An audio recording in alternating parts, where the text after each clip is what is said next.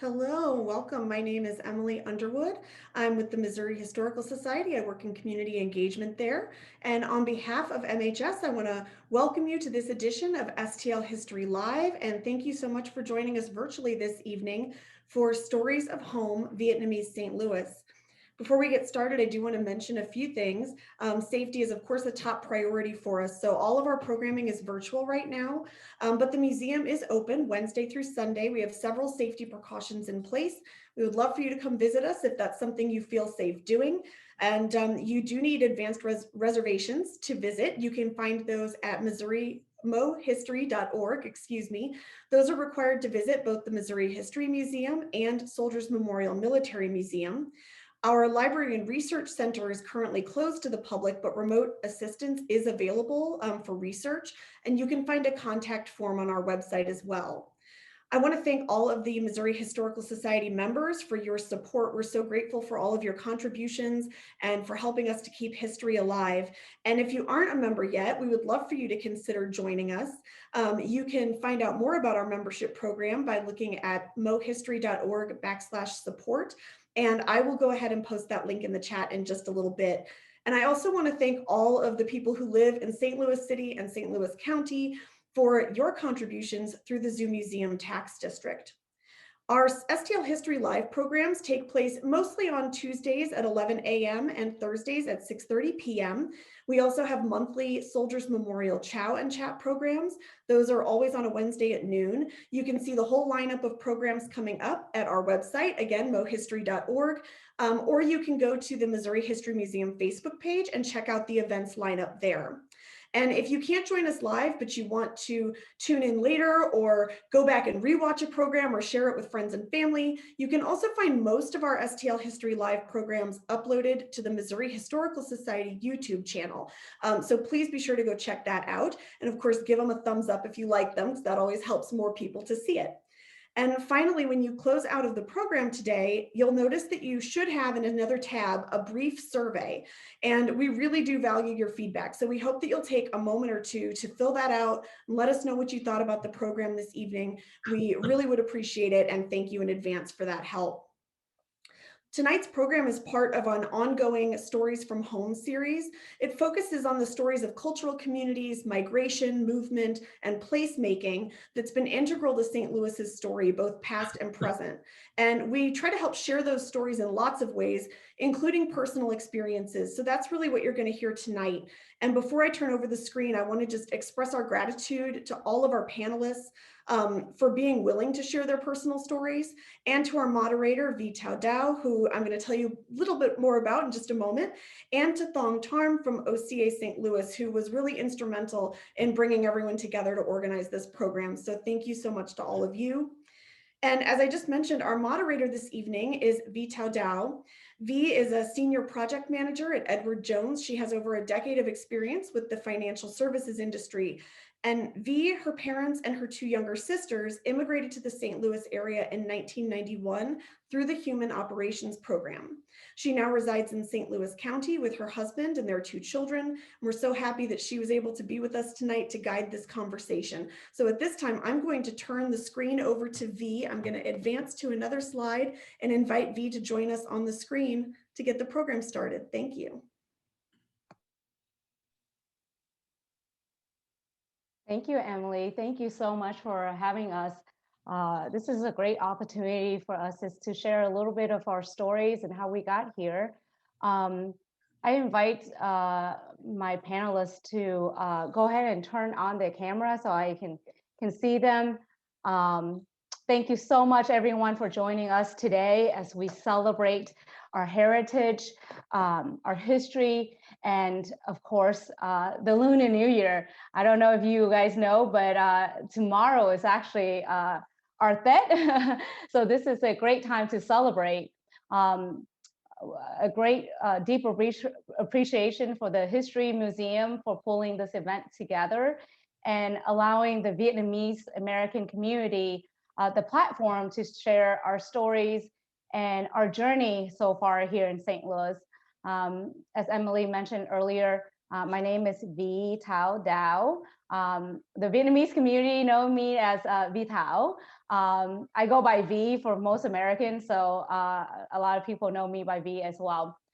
Today, I have the honor to be your host, along with the three panelists, and I'll introduce them to you here. We have Dr. Phung Nguyen. He graduated in 1976 as a medical doctor from Saigon Medical School in the Republic of Vietnam. In November of 1979, he arrived here in the US as boat pupil. And then in 87, he graduated from the residency program in Cleveland, Ohio. He is now in SSM Rehabilitation Hospital in St. Louis as a medical director of traumatic brain injury rehabilitation program. He's very active in many Vietnamese community. He is the head organizations of volunteers to visit Vietnam refugee arriving in St. Louis from refugee camps. He is also the secretary of Nguyen Xuan Vinh Scholarship Foundation's Award in St. Louis. He's the co-director of Vietnamese Free Clinic, and he's also the board and the writer of the Vietnamese community newsletter. Thank you for being here, Dr. Phung. Thank you, Vital. And then we also have Mr. Lawrence Dow. He was born in South Vietnam. He's a law student. He was drafted into the South Vietnam Army in '72 after South Vietnam collapsed, trying to escape Vietnam by boat. His last attempt was in 1985 and successfully escaped. He landed into Malaysia, and then he was accepted by the International High Commissioner to be a refugee and was transferred from Malaysia to the Philippines. He came here in 1986 and have settled here in St. Louis ever since then. Welcome, Mr. I believe he goes by Larry. His full name is Lawrence. Hi, everybody. Welcome. And then last but not least, we have Ms. Christina Lay. Christina served on the executive board of the St. Louis Vietnamese community for over 6 years. She is now the president of the board. She is currently a legal and medical interpreter and translator working with many different companies. Actually, I think that changed. I believe she is now in HR compliance and recruiter for LAMP. Sorry if I got your information mixed up a little bit there. And a funny fact about her, she is a registered medical assistant and licensed cosmetologist as well. She attended St. Louis University, and she is also the owner of Only You event design. Welcome, Christina. Thank you so much, Vital. Good evening, everybody. Well, we'll dive right in. Before we go into the personal stories that you guys are about to share, I thought, I have this chart up just for reference. I just want to give you guys a little bit of background of information to provide context for our conversation today. As many of you might have already known, immigrants migrate out of their countries for many reasons. Some migrate for school, some migrate for job opportunities, while others migrate in refuge of war, violence, and tyrant regimes. Vietnamese migrated for similar reasons. So in 1945, World War II ended and France occupied or reoccupied the southern portion of Vietnam. Northern Vietnam declared independence. And then in 1955, Southern Vietnam became an independent country, South Republic of Vietnam. I believe that's also when the Geneva conference was signed. Somebody here will probably correct me if I'm off with my historical timeline. But then this is just for a reference point that for our conversation here today. And then in 1959, the Vietnam War begins. And around 1965, that's when the first US troop arrived in South Vietnam. So as the US strengthened their ties with Southern Vietnam, migrations began more noticeably. I put together this very rough timeline to help that you're seeing in front of you, just to help illustrate the different types of movement occurring during different time periods. Again, just a very quick disclaimer, I'm not a historian. So this is not, fully encapsulate everything, but it is based on the observations that I've seen, based on the interactions that I have with the community here in St. Louis.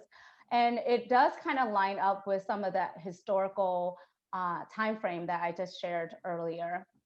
So what you're seeing, the first wave of migration was mainly for education opportunities that open up. Oftentimes, those who can afford to migrate for education or for job opportunities are those of bright minds and with privilege. And those are very, very few that I think there are here in St. Louis as well. We don't interact with them or see them a lot. The second wave of migrations that you'll see here is around 1975, all the way up to in the very early, or towards the mid and early 1990s. But I believe the late 80s is where it stopped. That's when in 1975, Southern Vietnam collapsed. The city of Saigon was renamed to Ho Chi Minh City. And so between that time, you see a very distinguishable number of Vietnamese migrating out. That period was chaotic, and migration was mainly caused by fear of political persecution, anger, and the unacceptance of the new regime. People at that point flocked to the boat as they risked their lives in search for freedom. This is the second wave and probably the largest wave of Vietnamese migration. And then by the early 90s, and actually all of our panelists here today are in this category.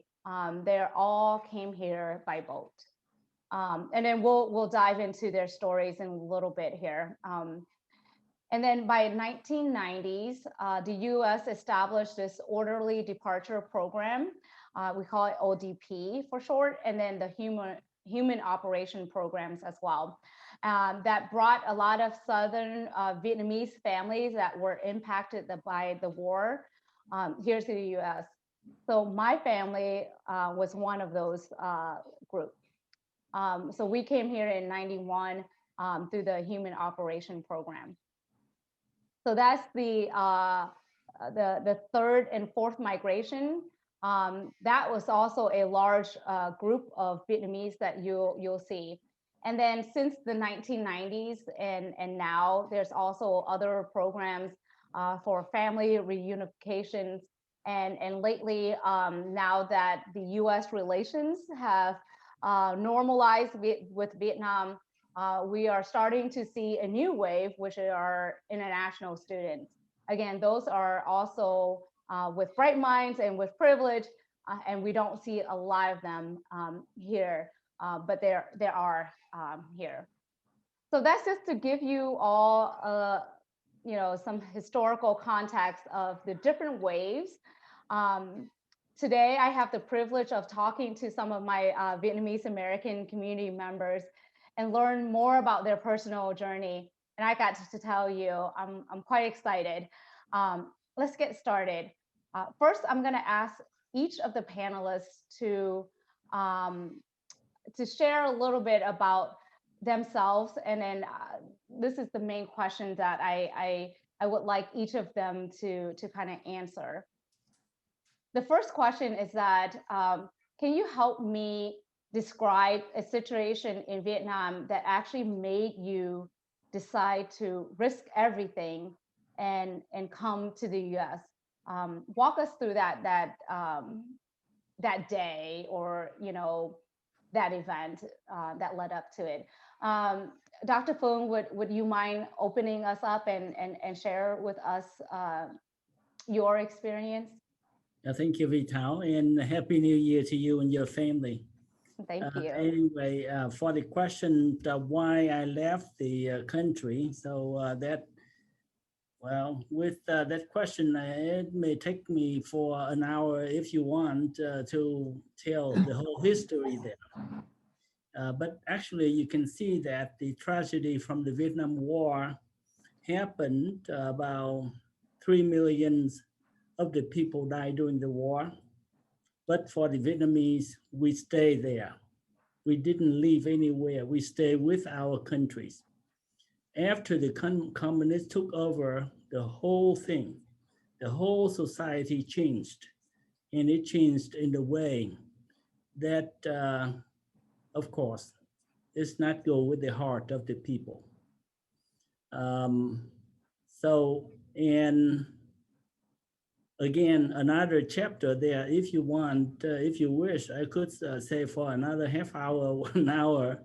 But anyway, I just tell a few general things that makes me and makes the people and my people not really feel comfortable to stay. So we had to risk our life to leave. Number one, after the communists took over, then many thousands of my friends sent to the jail in the jungle. They called the concentration camp. And that affects every family in the south of Vietnam. Yeah, my dad was in it. Yeah, there you are. Okay. Number two, then the communists start change the money. So that is strategy from the communists in general. When they change the money, it doesn't matter how much you have in your family. Everyone in the South will have a 200 piastres equally. That means they made the people poor the same level. You might. So they took all your wealth away? Yeah, they did. It doesn't matter you have $1 billion or $100, then they change everything. So they change to the new money. And then everyone had only 200 piastres. And then they change again. After they changed the first time, people make some more money. Some of them lost money. But then a year after they changed again, and everyone will have $200 or 200 piastres again, equally. So that means that they rip off the money from the people. And along with that, they can go into your home at any time, day or night. They break the wall, they break the floor, they break the ceiling, wherever they suspect of there's some money, some more money, or some more gold, or something in your family. So that disturbs a lot, and a lot of people committed suicide because of that, because they lost more money or they lost more fortune in their family. And next one is they burn the books. Everything from the published from the south of Vietnam. It doesn't matter that the science book or the novels or the literature books, wherever, whatever. They just pile them at the center, on the street, and they burn it. And then they evicted the people from the city to the jungle, to the forest, to what they call the new economic zone. but actually nothing to make the economy over there. That's kind of the labor camp for everyone. By doing so, they confiscated many houses in the city for their own. And under the communist regime, even now, no one owns any land. The land belongs to the communists. The land belongs to the government. So they can take whatever they want, whenever they want. So that is another thing that makes the people really upset. In my hospital where I worked at that time, my salary was lower than the salary of the janitor in the hospital. Mine was 60 and the janitor at that time was 80 piastres a month. The reason because I am the intellect class and the janitors the janitors belong to the labor class. So the labor class make more money than the intellectual class. Wow. Because that's a communist. That's the basic of the communist. And then everyone has to gather together in order to learn about the politics, but talking about the communism rather than the politics. And then in those classes, in those hours, then you have to say bad about your parents, say bad about your relatives because they belong to the south of Vietnam. Probably you were in the school, I don't know, you learned those lessons or not, but someone has to say bad about their parents because if not, then you cannot climb up class. You cannot enter to the good school or something like that. So, and also, like I'm working as a doctor, I work 5 days, and then I had to go to the labor, to do the labor on the Saturday. They call the International Labor Day or something like that. And I don't know what's that for. But we had to go out to the countryside in order to work. We have to spend our money to do so. And finally, we had to study the communists like 2 or 3 months a year. All of those make us feel, well, something not right. And finally, we could not talk, we could not speak out, we could not think ourselves. We have to go for the regime, and we had to, and the things that makes me not really comfortable the most was that we have to spy among ourselves. That means we have to report about our friend, and that friend will report about himself. If 2 reports don't go together, that means one of those tools must be a liar. Wow. So for that reason, we don't want to lie. We want to speak out what we think, what we learn, and that makes me risk my life to go, even though it's really not really easy to go. Yeah. And at least 500,000 people had the same thing with me, and they died at sea. And some of them died in the jungle, in the forest, on the escape. Yeah, I've only learned about it, you know, when growing up, I was too young. By the time I was growing up in Vietnam, they really don't talk about your experience, of course. They talk about, you know, the great things that they have accomplished. So it always, you know, I always wonder why, you know, what pushes people over the edge to do such, you know, take such risk. So thank you so much for sharing some of that, just to enlighten me, you know.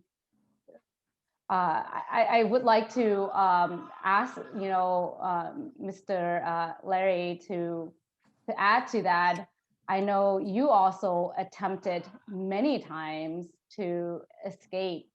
Share with me what that experience feels like for you at that time. First of all, hi everybody and Happy New Year, Vietnamese New Year. My story, I got a lot of reason to leave Vietnam. First of all,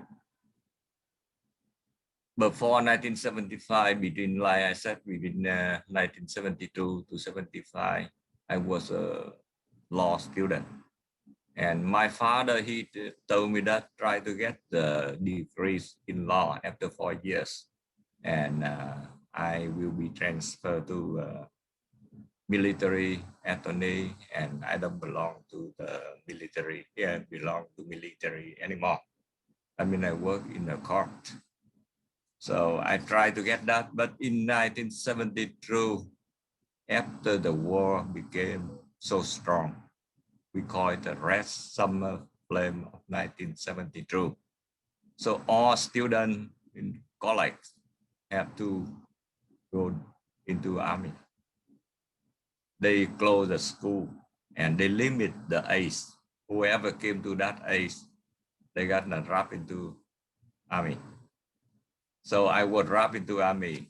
However, when I get into army for training and come back to work, and I went back to school in 1975, but I didn't finish the course. Then after April 30, 1975, the South Vietnam collapsed, and I was turned into an enemy of the North Communist Vietnam. And my brother-in-law, who also in the army too, and he high official. So he was in jail for 11 years. 11 years, oh my gosh. That's the average, some people 15 years. After they released him, and because of the US request, they released all the prisoners. So they released my brother-in-law, and after a few months, my brother-in-law came to me and asked me to escape with him. First I agree, but then right at the close to the time to leave, he came to me and said, "Hey brother, I go first and you go later. Because if both of us go at the same time, something happen, we're gonna lose." So normally I don't agree whenever I make decision, but somehow I changed my mind and said, okay, you go first. But you know what? I never seen him again. He was died in the ocean after a strong storm. From the day he left, 3 days later, a strong storm in the Pacific Ocean killed him. I'm sorry. My turn. So I left Vietnam in 1985, right at the time, about this time, a new year coming. Take advantage of the Communist Day, celebrate New Year. So I quietly left Vietnam. In fact, first time I left didn't success, and that is the second time. The second time I left success, and I came to Malaysia. Like Dr. Phương just said that because the economy going down, and they try to revenge the elector class, something like that, and all the soldiers were put in refugee camp, in re-education camp. So even though they try to put me in the camp, but because I low rank officer, so they release me right away after a few days. The second thing I want to say is how I feel when I came to America. Coming to America looked like I was born again. And my lifestyle, learning from language, culture, and people always ask me that what difference between Vietnamese culture and the US culture? It's easy. I just put my hand upside down. Something we said differently. For example, you call it White House, but Vietnamese housewife. Is it opposite? So it's funny learn some new culture, and then I adapt it time to time. And the key to success in the US is to get educated. Someone gonna be a technician or whatever, like doctor, like engineer, or whatever. That is the way to go in America. And finally, that is the mindset for everybody if they want to come to the US and become successful. Thank you for that. And I'm so sorry for the loss of your brother. I can't even imagine how that feels. And then even after you've lost your brother, you still have the courage to take that same route and risk your life to come here. Yeah, that's amazing. I don't know. I mean, I guess I never lived in that situation, so I don't know if I would take the same action, you know. But thank you for sharing. Chris, I understand you also came here by boat. You were younger, much younger. Share with me your experience or the stories you've heard from your family of, you know, what kind of pushed them to take that step, and you know that those first few years. Well, first of all, thank you, and happy Lunar New Year to everybody who's watching, that's celebrating, and happy Lunar New Year to my fellow panelists also. First of all, I'm actually here to tell my dad's story, more or less, because he's the one who experienced the travel. Because I was more like a toddler when we arrived to the U.S. My dad was a lieutenant officer in the Vietnamese Southern Army, and after the fall of Vietnam, he was one of the prisoners who were sent to the re-educational camps for several years. He tried to escape several times. Basically, the stories that I've been told was that you were given enough just soup with like salt, or like rice with a little pebble of salt, just so that you have enough energy to help build what it's needed to be built or clean up the war residue. But our family actually attempted 4 times to leave Vietnam. And most of the reasons are what Dr. Fung and Mr. Dow has already stated, more or less. And when we mention how Mr. Dow's brother, just to backtrack, passed away, but yet he still attempted, this is how determined the Vietnamese people are to not be under the regiment who took over Vietnam regime. I apologize. So each time you attempt to leave Vietnam, you have to sell all of your assets. It's like moving from another state. You have to sell your house and move out. So each time my family attempted this, they had to sell everything, all the land, all the assets, everything, to get the money to try. I don't know if this is called more lucky than both families, but my dad was actually, we own a boat. So he was, he took up the fisherman, because after the war, no matter how educated you are, but my dad was a lieutenant officer, so he was pretty educated, pretty high ranked. But after the war, there was no work for high ranked officers or anybody associated with the South Vietnam Army. You are not allowed, your children were not allowed to learn. Your children, were not allowed to go to school, because we were related to the South Vietnam Army veteran who was in constant educational camps. So that's basically our trip. And so we took the boat, of course, and I don't know if we want to go into further of details of, the travel, but basically what it is, the 4th time we attempted was my dad, they docked their boat on a river, and all the families who actually paid so that they could get on the boat. And my dad said, we'll use that money to buy food for everybody in the boat, just enough to travel.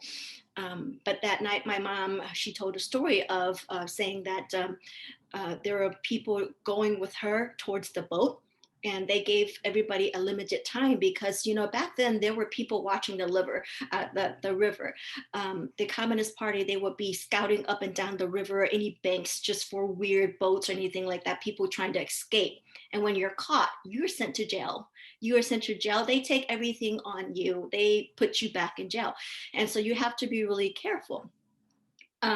So people would jump off the boat when you're caught. So they would rather jump off the boat and die than to be caught, you know, in that situation. But one of the stories that my mom shared with me was in that one particular night that she actually took my siblings and I towards the boat was this particular lady who was with her had a newborn.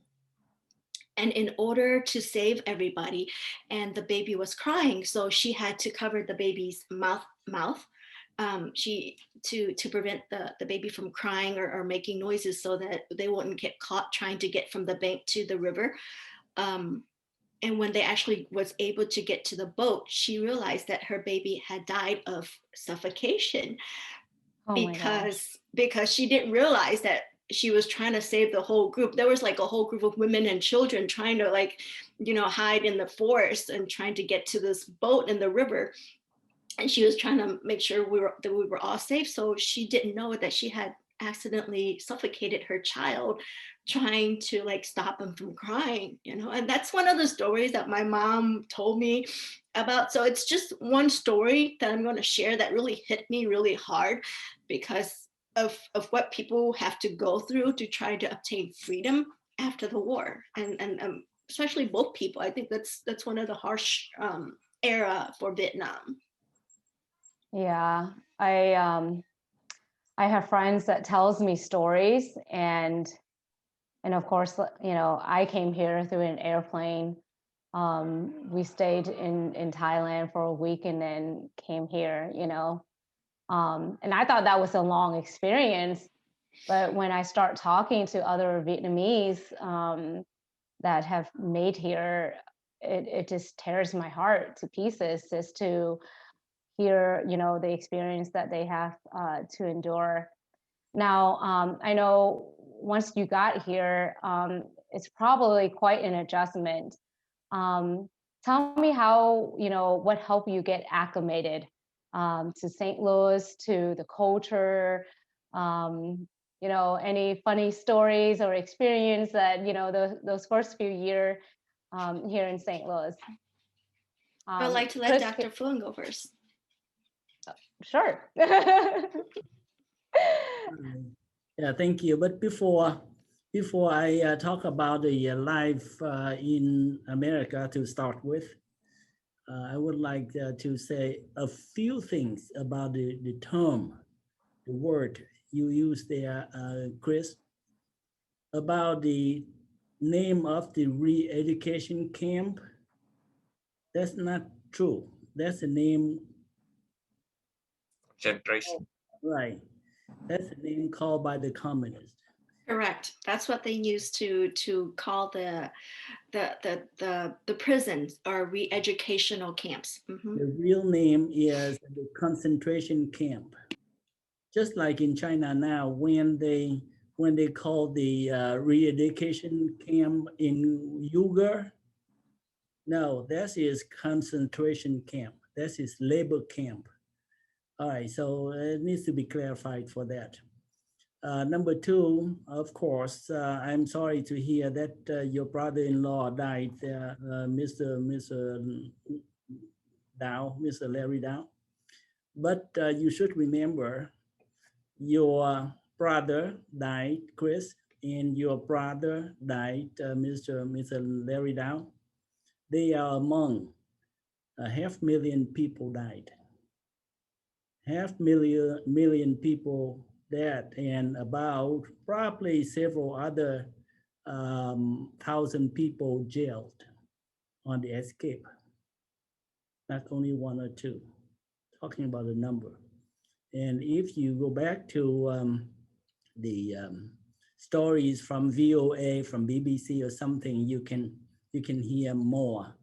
But I myself in the refugee camps, I myself witnessed the boat of 40 people on the boat who cannot stand up, who cannot sit up, they crawl. And the strongest man crawl. The other one could not even sit up. They were almost died. And the boat will float on the ocean by itself. Nobody died, it's just floating. Somehow, some way, it floated into the border of my refugee camp. So the people have to come down and carry them up one by one, and they have to feed them a little bit at a time with the water. They starved from food. They dehydrated from the burn and from lack of the water on the boat. 41 people, I still remember. Gosh. And in my refugee camps in Indonesia, when I first came in, the camp was empty. But then gradually it built up to many thousand people there. And I was a doctor in the camp. The cemetery of the camp at first, just one or two, finally it climbs up to the whole mountain, tomb by tomb. And the people died in the refugee camps, not only at sea.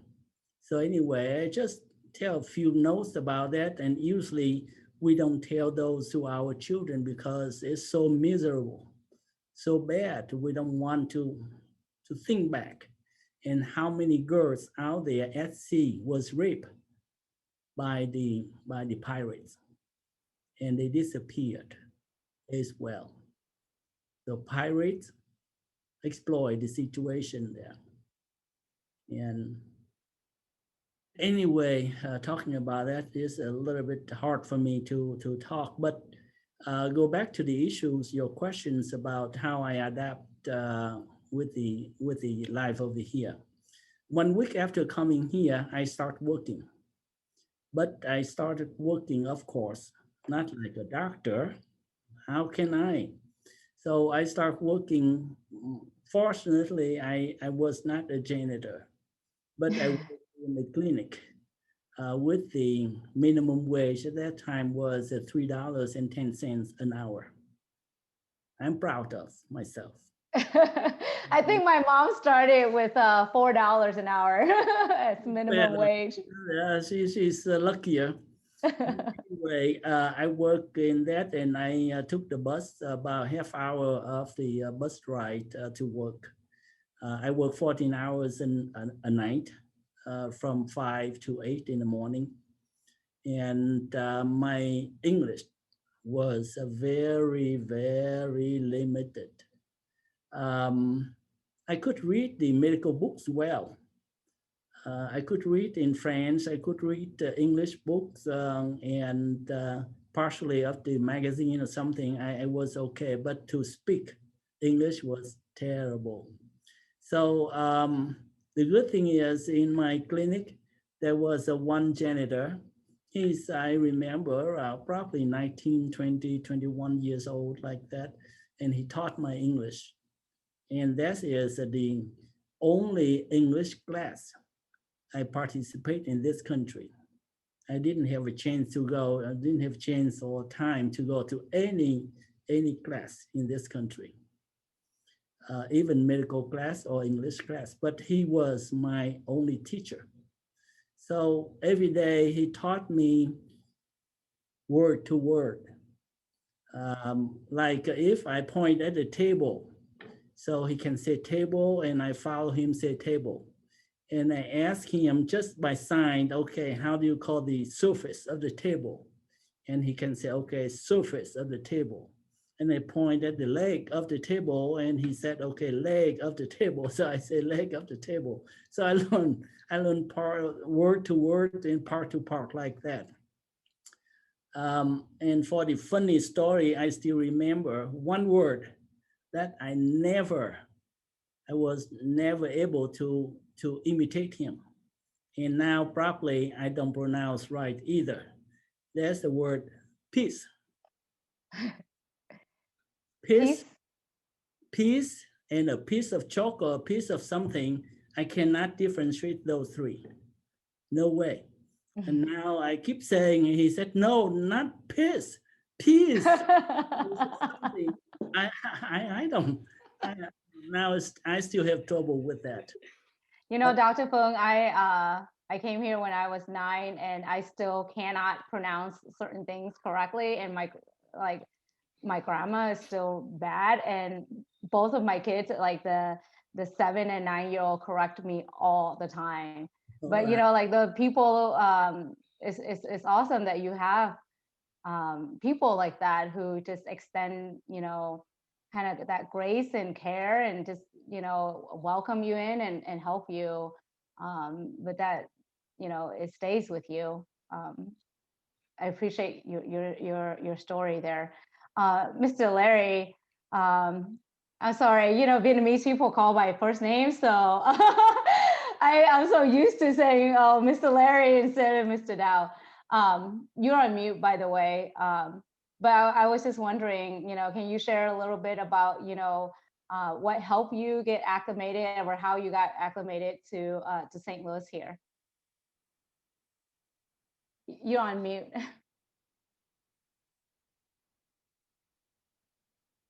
My story almost the same with Dr. Phil. I start working in here in 1987, because when I came, it's almost Christmas time. And in 1987, I got a job in a machine shop, and move around the company, sometimes as a painter, sometimes as a dryer, working dryer department, something like that. And the minimum wage they pay me, if I was not wrong, is a $3.40. And I worked there for almost 10 years, and I didn't know that another company may be higher. So I don't know very much company. And besides, at that time, Vietnamese not very much. So we just contact by group, and we don't know very much about community. So after working in there for a long time, and I thought about myself, why I gotta accept this job? Why don't I try to go up a little bit? So I stopped working and went to school with the help of my wife. She suggested me that spend a few more years, because I already spent 2 years in Forest Park College. So she said, just finish 2 more years and get the job. And I went back to school in UMSL and start with computer science. And after 2 more years, I graduated in 2003, and I got a new job. In fact, that time very hard to find a job, because they outsource all the job to India, China. So if they hire one people in here, they pay about 5 times, 6 times with the people in India or in China. So very hard to find a job. But luckily I got one. And then after I got a job in here, my life changed a little bit by a little bit, because we got more money. So we settled down, and with the help of my wife, thank you to her. So she always encouraged me, try to work harder. So we did and build up our life from that time then. About language. Thank you. That's a very interesting question. I went back with Dr. Phung. When I became, in fact, not the supervisor, but like a chief of the group for 5 years, worker like that. And there's a guy, his name is John. He's young. And whenever I said it wrong, because I ordered him to do something, he said, what? And he always correct me, like I say, water, go get a cup of water. He said, what? I said, a cup of water. He said, no, you're gonna say water. I said, okay, let me try. And then, by the way, that's the way we learn from the beginning of language. Yeah. Thanks for sharing. How about you, Chris? How Well, our family actually went to I think to Malaysia and then the Philippines, and we were in those camps there. Then before we were sponsored by the International Institute of St. Louis here, based here. But we actually arrived. Actually, I apologize. We arrived in California first, and then stayed for a few weeks. And then my dad had to fill out some forms for sponsorship wherever he could. And the International Institute of St. Louis actually sponsored us to St. Louis. Well, we arrived in the early 80s in December. In Vietnam, everybody knows Vietnam is a tropical country. My parents have never ever seen snow. So they arrived during a snow season, really bad snow. And my dad, he did not know how they just arrived. They don't speak English. They don't know where to stay. The International Institute actually helped them get into this apartment with accommodations and everything, furniture and everything that's already set there with food and everything. So the parents are like, oh, see, this is why we risk everything to be here. This is the freedom we want. But he did not know how to drive a car. So the only thing that he was able to know how to drive was a bicycle. And so you get these vouchers from, I believe, the International Institute each week if you go to learn English classes.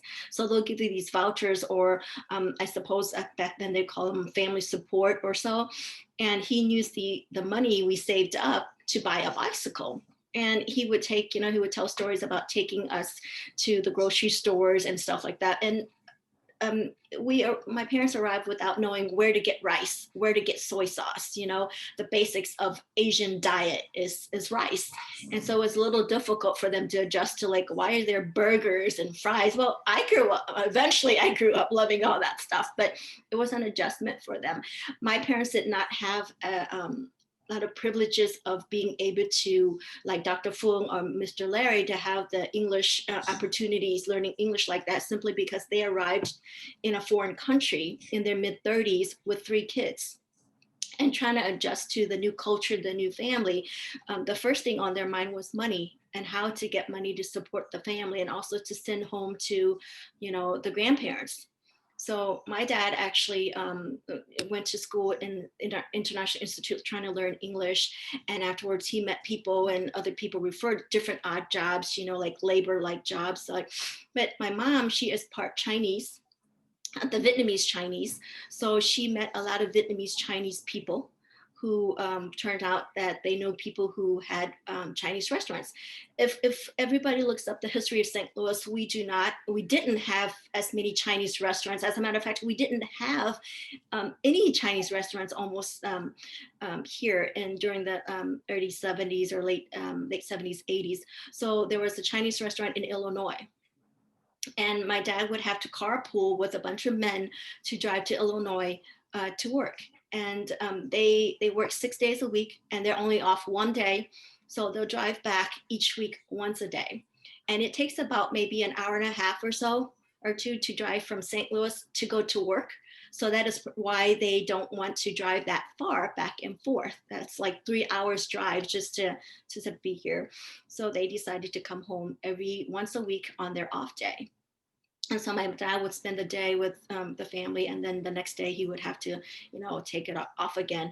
And that went on forever until he was able to save up to actually buy a car. Maybe Dr. Fung remembered the Herbie car. I don't know if anybody remember the Herbie movie, the movie with the 53 car. He was able to buy one of those Herbie cars. They have pictures that they show me. And so that's the car that we grew up with, having that car. And so that's how we adjusted to, and my mom had to stay home to tend to the kids because we found people who babysat, but it would be the total cost of her income. So she had to be a housewife while my dad worked. That's great. And, I know those first few years can be very challenging to adapt. I still remember my first couple of years here. The first day I went to school, somebody said hi, and hi in Vietnamese mean number two. And I went home and I asked my dad, why do people keep saying hi to me? Because all I understood was hello. That's all they teach us. Hello was the welcoming word. So thanks for sharing that. I guess now that you guys have lived here for quite some time, you know, since the 80s, 30, 40 years now, what would you say that, you know, your lessons learned or something that you want to share to that next generation in terms of your experience or what you have learned from it that you want to pass on? Dr. Phung, you want to, oh, I'm sorry. That's Mr. okay. Larry, you can start. Yeah, something I want to share with next generation, because you guys didn't go through the hardship like we did. But when you're born in here, you don't know how much the hardship of the people in another country they got to go through. So in order to success in America for the next generation, first, I suggest they try to work hard and save and spend money, whatever really need. That's the way we do in our generation. The second, don't put away your education.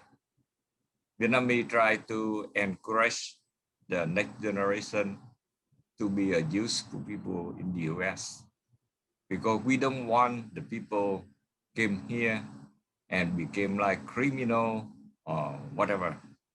So we got no proud. We came here to build America. We not came here to take advantage of America. And finally, my last word is, in order to success, try to get done with education and try to find a good job. Even though the job, put the first step in the job is not, you not very much like it. But even though you don't like it, just take it at first step and you learn by step by step, and you're gonna get into that field. That mean that they gotta be more patient, working hard, save money, and educated, never stop. Thanks for sharing. Now you sound like my parents. Oh no, I talk to the next generation. No, you know, it's very interesting because you bring up this emphasis on education, and I know that ring very true in my family, and I know it's true for a lot of Asian family. And I wonder, you know, this whole, and maybe there's another segment we can talk about it, but I wonder how that correlates with, you know, what happened in Vietnam, and Dr. Phung, what you said, you know, how the communist regime really suppressed the educated and lifted the labor class, you know. I sometimes I'm curious of how that translates into, you know, a lot of parents like keep pushing, you got to get education, you got to get educations, because, you know, they strongly believe that education is the way out or of poverty. But Dr. Phung, I want to pass it back to you to share some of your wisdom in your years of experience here. I will come back to the issues of the education if you wish, and I can talk long about that because I'm the secretary of the scholarship foundation, Scholarship Foundation, so I can talk long about that.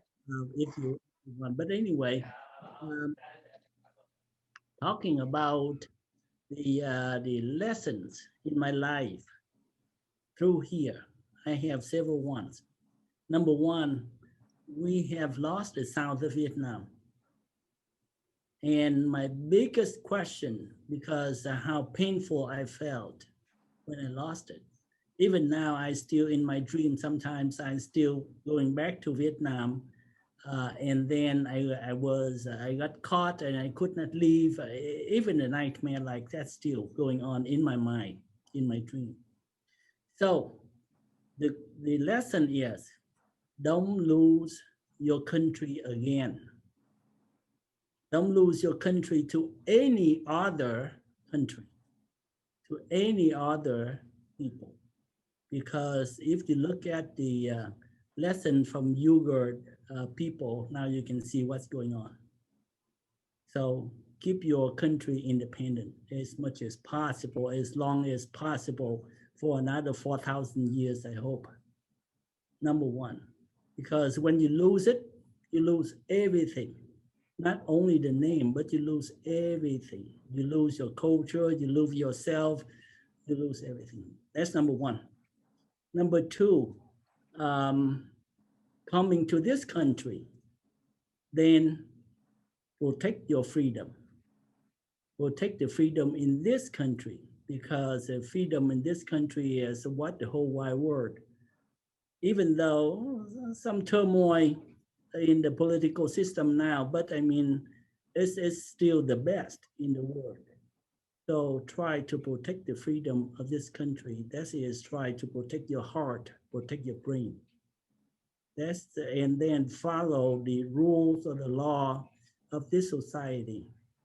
Please don't defy them. If you want to speak up, and if you want to go to become to go to become the congressman or something in order to change the law, but please don't defy the law by driving too fast or by driving and cutting the head of the other car.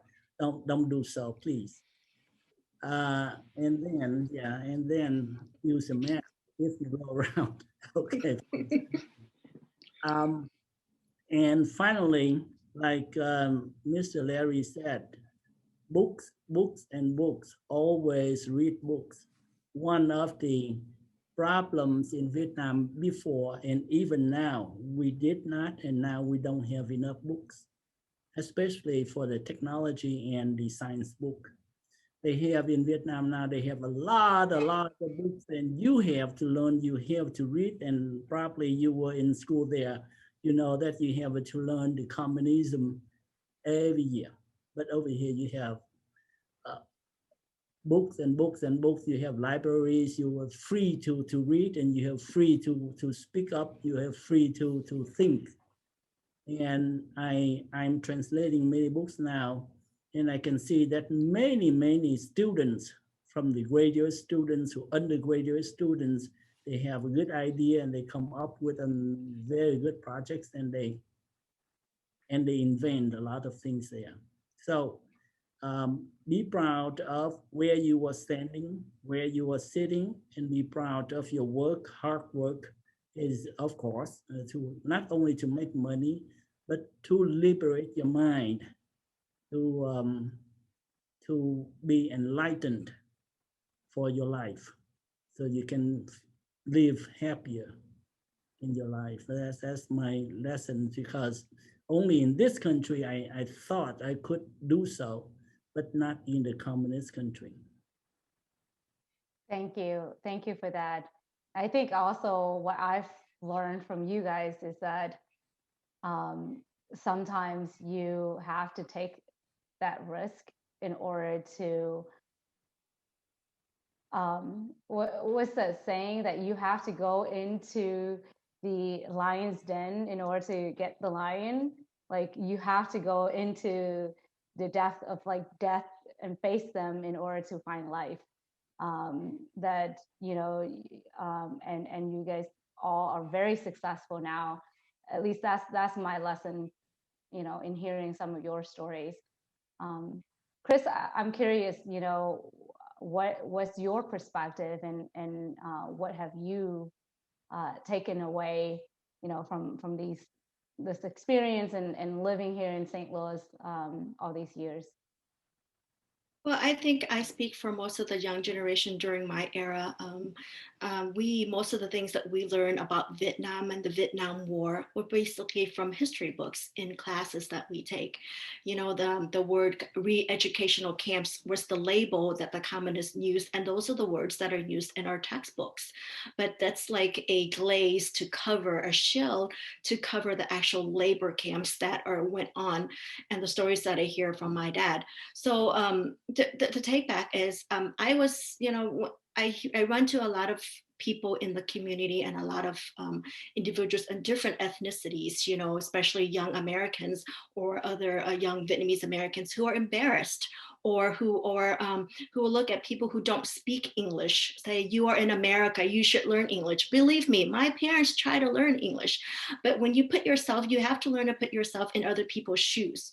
They came here in the mid-30s without any whereabouts, any English, any culture, with 3 kids, no place to stay. So it was difficult for them to adjust, first of all, to the cultural and the linguistic changes versus trying to adjust everything else along that. So people need to learn to respect each other when, we live in a very difficult world now, especially with the young generation growing up with all different cultures, and you have 2 different cultures. They're your ethnic culture, and then also our American culture. And so I myself was one of those young kids growing up very embarrassed, extremely embarrassed of my Asian look or of my Asian background or the food or anything. I mean, keep in mind, I grew up like every other American kid. Hamburgers, hot dogs, McDonald's, everything that said Americanized about us.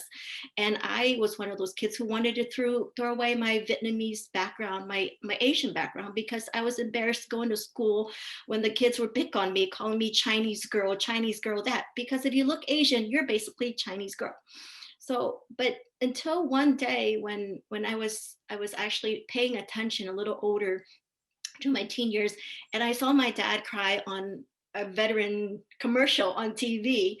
And on Tet, which is, Lunar New Year, because Tet is actually the day that the city of Saigon was attacked, surprisingly. And so it's kind of like a bittersweet holiday for the Vietnamese community. Yes, we're celebrating the freedom of being able to celebrate that to its fullest, in America. But then you have the elder generation of always thinking about that is the day that we lost our country, the collapse. Only then on that day when he cried on Veterans Day was when and I'm like, why is he crying on Veterans Day? He's here, he's alive, he's a veteran, and we appreciate all the other veterans. But so I decided to ask him. And my dad is a very quiet man, be it for the experiences he had during the war or the experiences during the deaths that he's seen on his boat. They were robbed a couple of times during the trip, and of course the women and children would have to cover themselves in fish to hide from the inspections in the river of the communists, just to be safe. But my advice to the young generation is, if you have questions about anything you learn, ask your parents, ask an elderly, because if you don't ask now, you may not have time.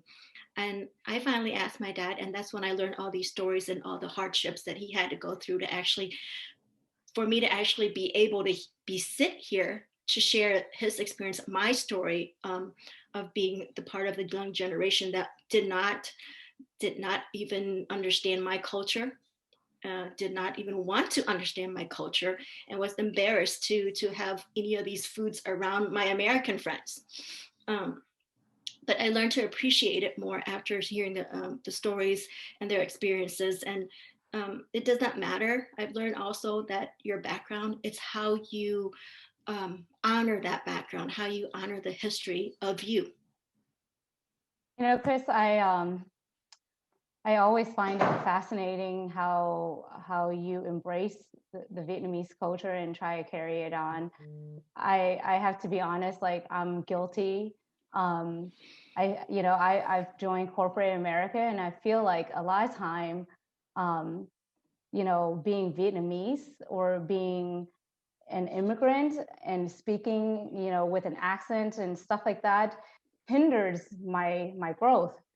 So I try to be as Americans as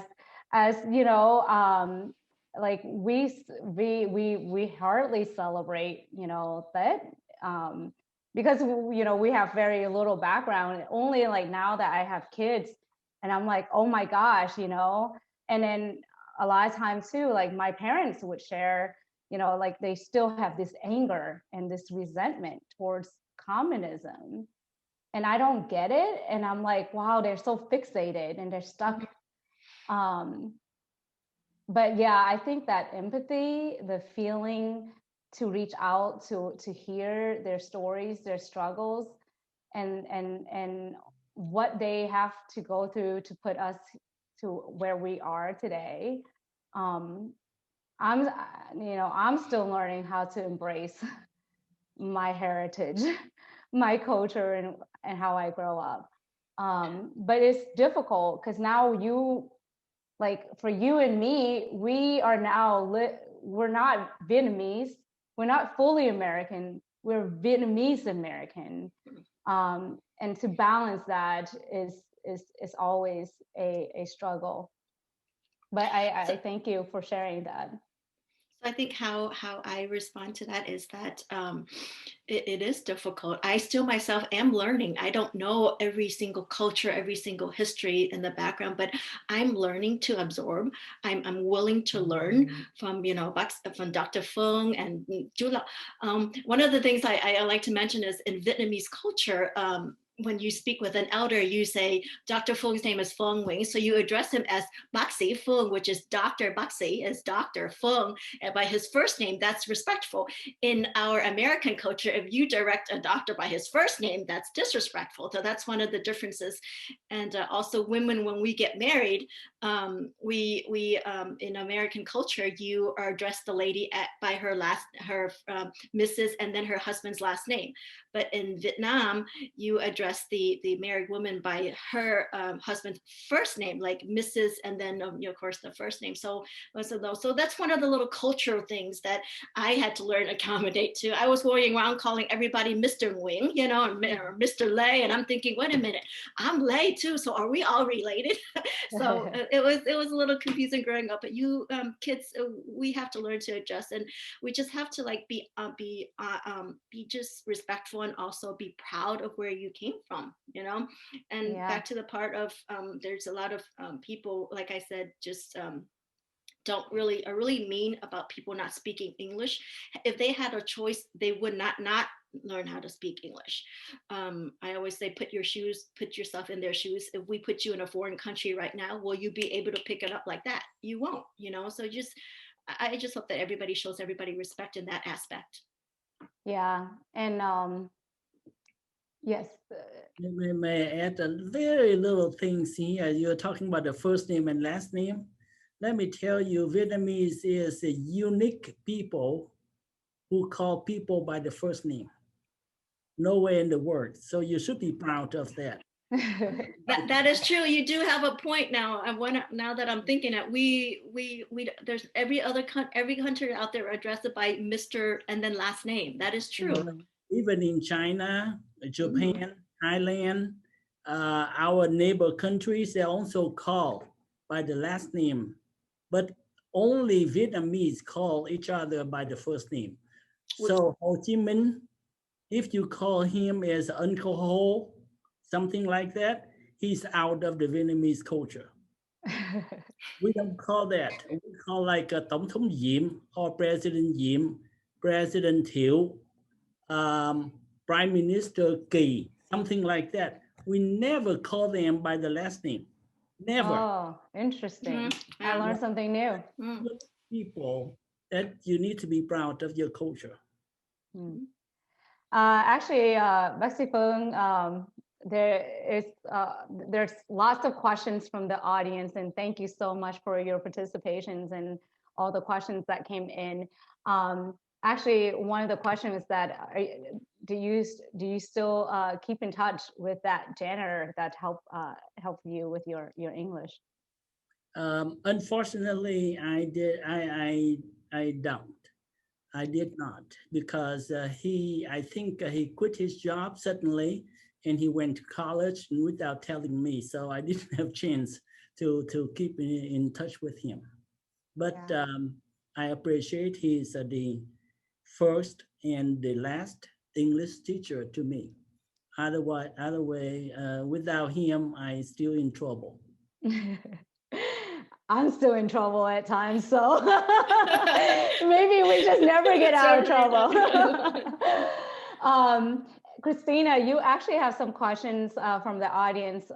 One question came in asking, how much do you have to act as a translator for your parents in helping with them with medical visits and things like that? And I think this is a very key question because I know a lot of younger Vietnamese generations have to, act as translator for their parents on a lot of stuff, well, this one is you're in the profession, so you get to do it even more.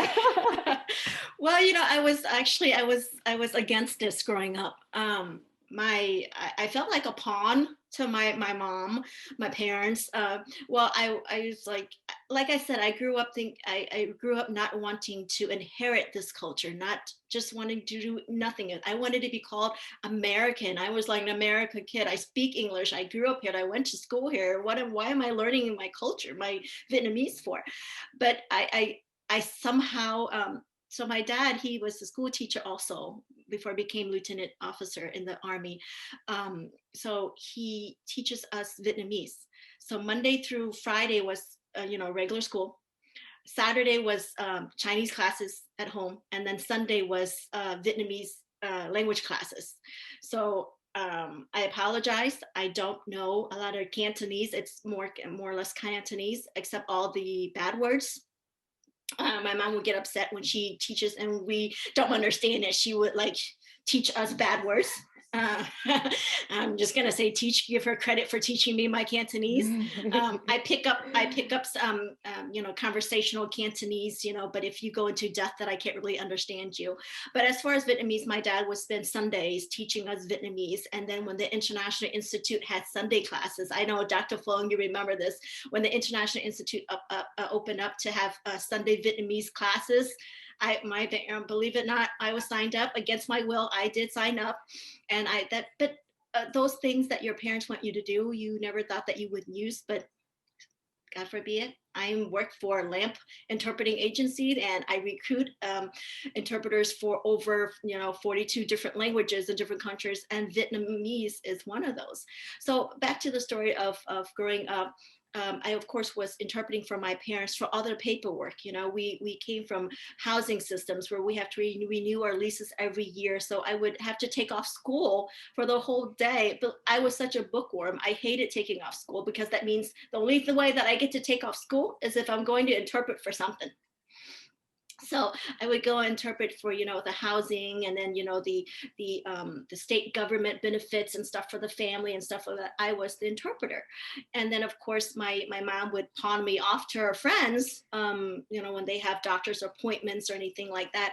Oh, what time's your appointment? She gets off of school at 3:00. So make your appointment after 3. Okay. So that way they would use me as an interpreter. And I used to really dislike that.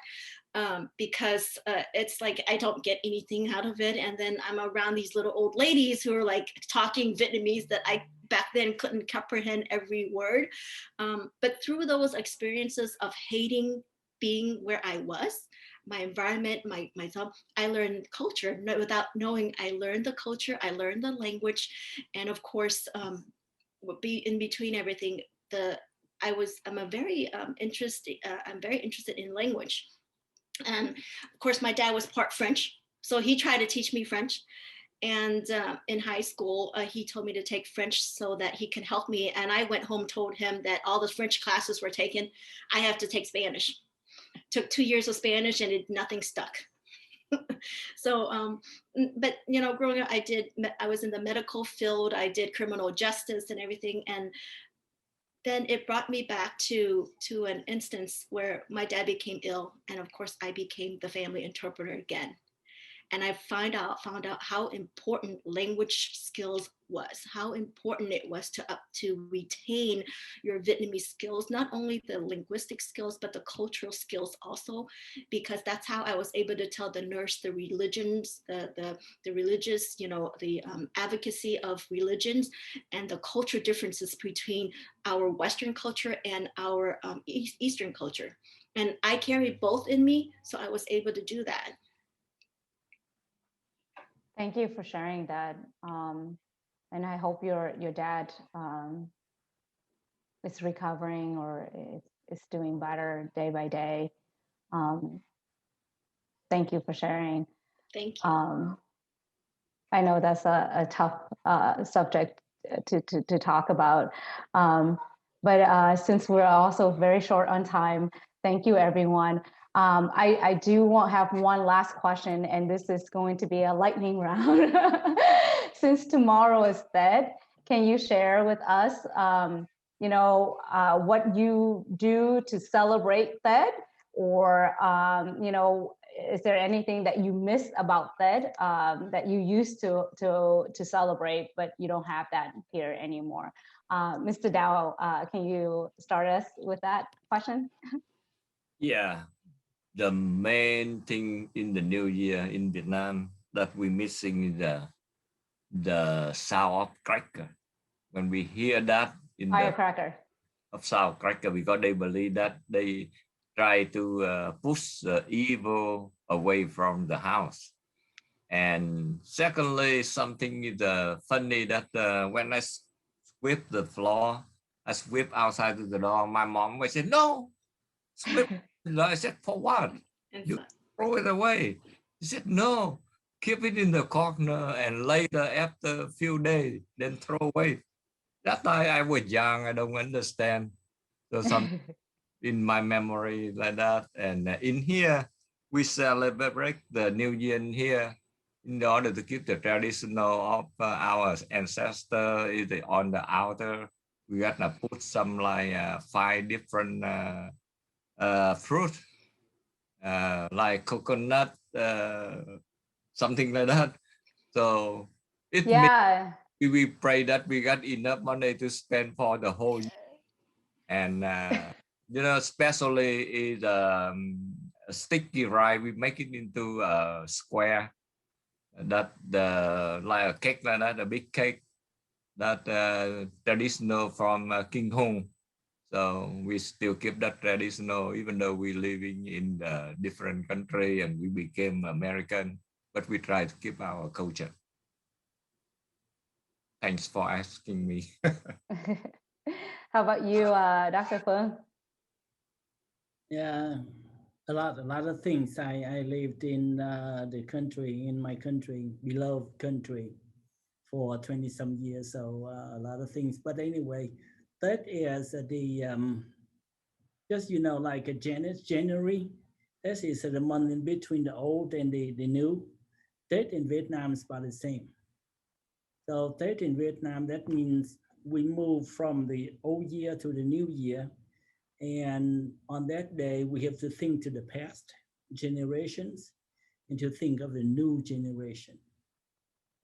The past generation, of course, father, parents, father, mother, and grandparents, and so on and so on. So that is at the time we see them and we bow in front of them in order to say thank you.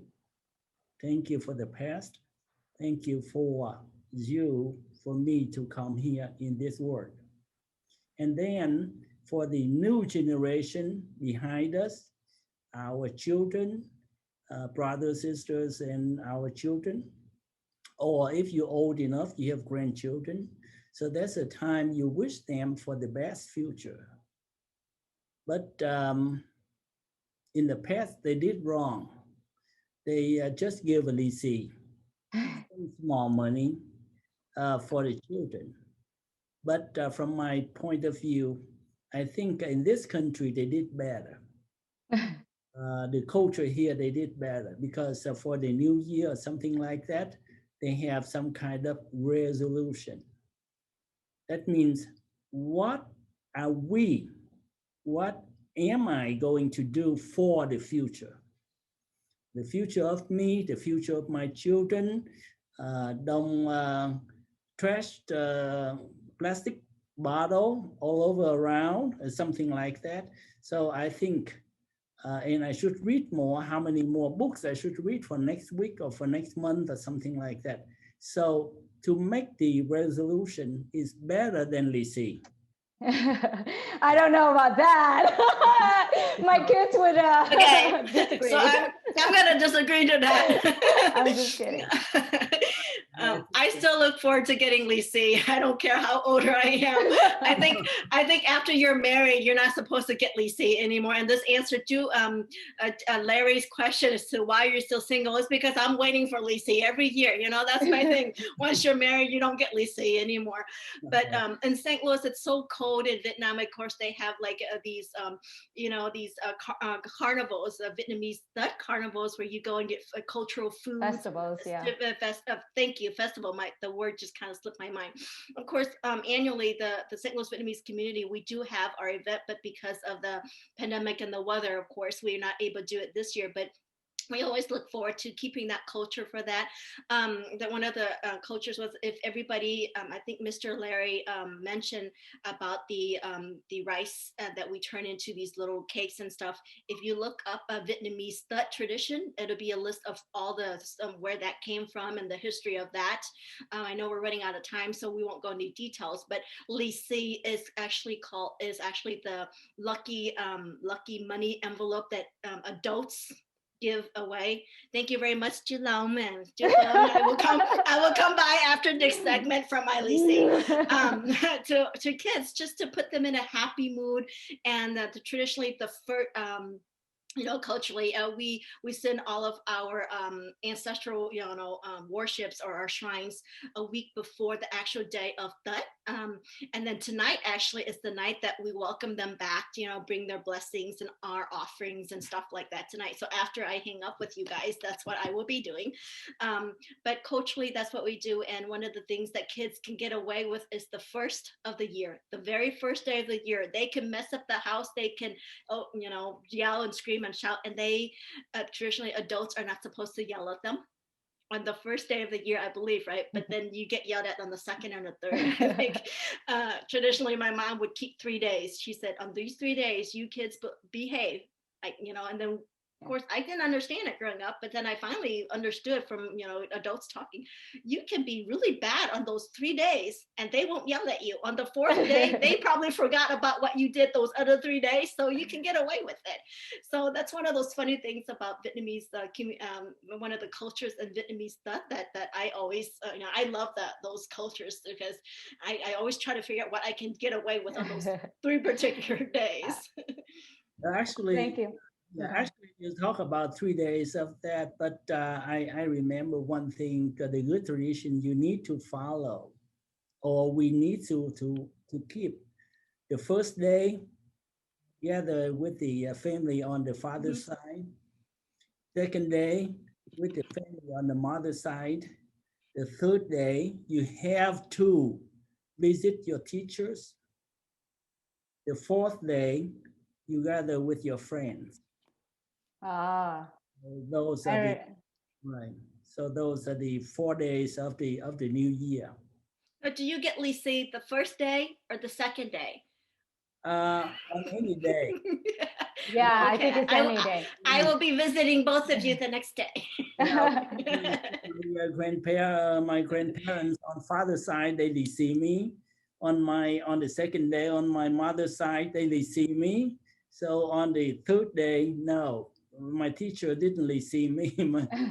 You have to bring Basically, you get a lot of money, like all the kids get a lot of money. I don't on think New Year. I don't think it's the value of the money, but the cultural thing, as Lisi, is so that the kids can be happy. It actually brings them, good luck throughout the whole year. When you give somebody a Lisi, it's like, it's not the amount of money that you give, but it's the gesture to show that, that I'm sharing my luck with you. I hope you wish you good luck the whole year, so Lisi. But I'm like all the other kids. I open and pick and see what I get or so. But the purpose of that is to wish the kids happiness and good luck and health throughout the year, and so that they behave well. Yeah. Well, this has been a very robust dialogue. Thank you so much. I've actually learned a lot more about, some of the history and the culture of, Vietnam too, that I wasn't aware of. I appreciate this conversation. I know we are out of time, and I'm sorry I couldn't get to all of the questions that they have. But again, I just want to thank everyone for your participations, and especially thank to Emily, as well as the Missouri Historical Society for putting this event together. This is like a platform to share the stories so that we can bring out this, our shared humanity, even though we have all these different paths to get there. And we're all here in St. Louis now. Hopefully we continue to make that contributions to enrich the city that we live in by adding all these different stories and cultures that we bring with us. I'll pass it back to Emily. Thank you so much, Vital. I know we never have enough time to tell all the stories, right? In such a limited moment. I think we could have done an hour or more with each of you individually. So, but thank you to all of our panelists, to Christina and Dr. Fung and Mr. Larry, for being willing to really open yourselves up today and share your experiences with us. Thank you to everybody, of course, who tuned in. I'm going to quickly share my screen so that you can see some of our upcoming programs that we have in the next week or so. Let me forward the slide to that. There we go. You can see some of those. And of course, don't forget, you can find these programs also on our Missouri Historical Society YouTube channel. Should be up probably Monday, early next week. That should be available for you. Be sure to give it a thumbs up, share it out with anyone who might enjoy it or benefit from hearing these stories. And don't forget to fill out the survey that's going to pop up, and you should see that in your browser when you leave. Really appreciate all of you being with us this evening, panelists and viewers alike. So thank you so much, and hope to see you again soon. Thank you so much, Emily. Thank you so much, Vital, for being such a great moderator and allowing us the opportunity to share our stories. Thank you all. Good night. Good night. Good night.